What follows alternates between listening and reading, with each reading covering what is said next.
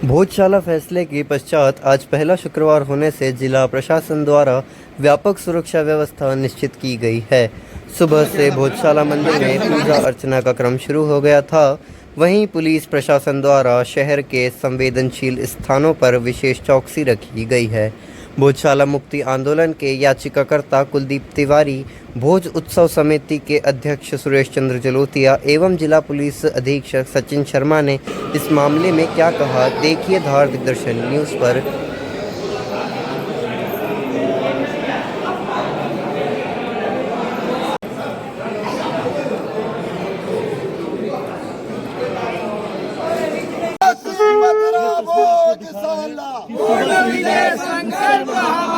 भोजशाला तो झांकी है, मथुरा काशी बाकी है। भोजशाला तो झांकी है, मथुरा काशी बाकी है। भोजशाला तो झांकी है, मथुरा काशी बाकी है। माता वाग्देवी की सनातन गौरव के साथ में अंदर आकर के अपनी माता की मूर्ति पूजा कर रहा है, आरती कर रहा है, उत्सव मना रहा है। तो ये अवसर आने के लिए बहुत संघर्ष समाज ने झेला है। तो 721 साल में पूजन का पहली बार दिवस आया है, क्या कहेंगे? देखिए, हिंदू इसमें हमेशा पूजा करता रहा है। जो 721 साल वाली जो थ्योरी है, तो हिंदू ने 721 साल संघर्ष किया है, लेकिन पूजा बंद नहीं हुई थी कानूनी रूप से।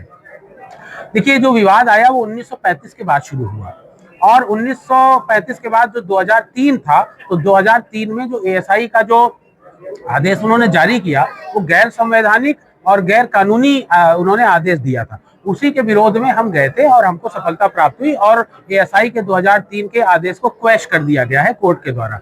आज अब शुक्रवार है, आज पहला शुक्रवार है जो वर्षों के बाद में हम यहाँ पर पूजा कर रहे हैं। शुक्रवार हमारे यहाँ देवी का दिन कहा जाता है, मंगलवार हनुमान जी का दिन होता है, हमारे यहाँ दिन सभी के लिए समर्पित है। तो शुक्रवार हमारे लिए देवी माता का विशेष दिन है, यानी माता सरस्वती का, माता वाग्देवी का विशेष दिन है। और आज वर्षों बाद हम उस दिन आकर के पूरे गौरव के साथ में बिना रोक टोक अखंड पूजा, दिन भर राग भोग आरती, उत्सव उत्साह, होली दिवाली आतिशबाजी सब यहाँ पे कर रहे हैं। तो ये हिंदुओं के लिए बड़े उत्साह का विषय है।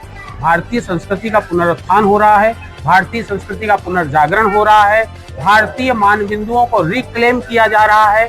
आज हमारे युवा, हमारे देशवासियों के लिए नए उदाहरण प्रस्तुत हो रहे हैं। नए उदाहरण ऐसे आ रहे हैं कि केवल अयोध्या, केवल भोजशाला या काशी और मथुरा या लखनऊ का लक्ष्मण टीला यही नहीं, बल्कि ऐसे पूरे भारत में जितने भी आध्यात्मिक, धार्मिक और पुरातात्विक जो महत्व के, ऐतिहासिक महत्व के जो विषय हैं, तो उनको रिक्लेम करके वापस वहां पर उनका डेवलपमेंट किया जाए भारतीय संस्कृति के अनुरूप, और जो सनातन धर्मी है उनके आस्था के अनुरूप, यानी मंदिरों को वापस किया जाए। और हमारा जो संकल्प है वो यही है कि पूरे भारत में जहां जहां भी इस प्रकार के मंदिर हैं जिन पे आक्रांताओं ने कब्जा कर रखा है, उन मंदिरों को हम वापस लेंगे। जहां जहां पर भी अतिक्रमण है वहां से हम अतिक्रमण हटाएंगे, ये हमारा पूर्ण संकल्प है। और जो जितने भी मंदिर, बहुत से ऐसे भी मंदिर हैं जहां पर सरकारी कब्जा है, जिनका जो सरकारी संरक्षण में आते हैं, लेकिन चर्च और जो मस्जिदें हैं तमाम सारी,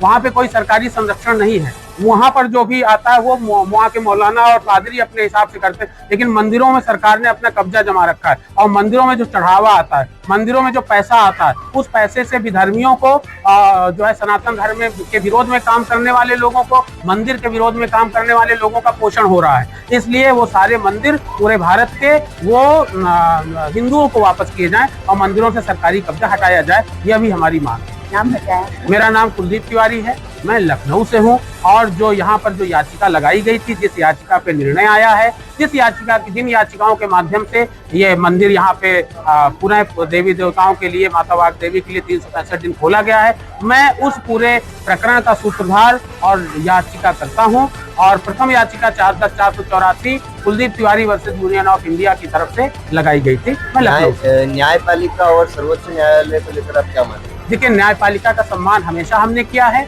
हमने सड़क पे कोई आगजनी करके लड़ाइयाँ कभी नहीं लड़ी हैं। हम चाहे अयोध्या का विषय रहा हो, चाहे भोजशाला का विषय हो, चाहे काशी का विषय हो, चाहे मथुरा का विषय हो, चाहे कुतुब मीनार का विषय हो, चाहे लक्ष्मण टीला का विषय हो, चाहे तेजो महालय का विषय हो, ऐसे तमाम सारे और भी अन्य मंदिर हैं जिन पे चर्चाएं चल रही हैं। तो हमारे लिए न्यायपालिका महत्वपूर्ण है और हमने हाईकोर्ट के निर्णय के बाद में यदि वो सुप्रीम कोर्ट जाते हैं तो सुप्रीम कोर्ट में भी हमको हमारी विजय होगी, ये तय है, ये निश्चित है। लेकिन हम भी चाहते हैं कि सुप्रीम कोर्ट को की मुहर लग जाए फाइनली, तो वो विवाद हमेशा के लिए समाप्त हो जाएगा। तो सुप्रीम कोर्ट जाना मुस्लिम पक्ष के लिए केवल एक फॉर्मेलिटी है, विजय हिंदू पक्ष की होगी क्योंकि सत्य ही जीतता है और सत्य हमारे साथ है। का दिन था, बाकी सोच भी हमारी जीत हुई कि सूर्योदय से सूरज तक अखंड पूजा हुई। और आज भी बड़े योग की बात है कि हिंदू समाज की जीत के कारण आज सब यहाँ नमाज पढ़ते थे शुक्रवार को, आज इसको मंदिर घोषित कर दिया गया है। और मंदिर घोषित होने के बाद से आज सूर्योदय से सूर्यास्त तक पूजा अर्चना चल रही है। सकल हिंदू समाज की जीत हुई है। नाम आपका? सुरेश चंद जलोरिया, एडवोकेट, अध्यक्ष भोजोत्सव समिति धार। धार जिले के सभी नागरिकों से, गणमान्य नागरिकों से, मीडिया बंधुओं से, धर्मगुरुओं से, आगंतुकों से मेरी यही अपील है, शांति सौहार्द भाईचारा बना के रखें। माननीय उच्च न्यायालय के द्वारा जो आदेश और निर्देश दिए गए हैं उनका हम लोग बहुत कड़ाई से पालन कराएंगे। जिस भी पूजा की या इबादत की अनुमति खासकर प्रांगण के आसपास नहीं दी गई है उसको अनाधिकृत माना जाएगा और उसकी अनुमति बिल्कुल यहाँ पे नहीं दी जाएगी। हमारा जो संपर्क है, समन्वय है सभी समूहों के साथ, संप्रदायों के साथ, सभी लोगों के साथ है। हमारा यही प्रयास रहेगा, बातचीत के माध्यम से हम लोग ये प्रयास करें कि इन आदेशों का कड़ाई से पालन करें और जो भी सुरक्षा व्यवस्था यहाँ पे लगाई गई है उसका सभी को सहयोग करना है और आने वाले समय में शांति सौहार्द भाईचारा बना के रखें। भैया हो गई?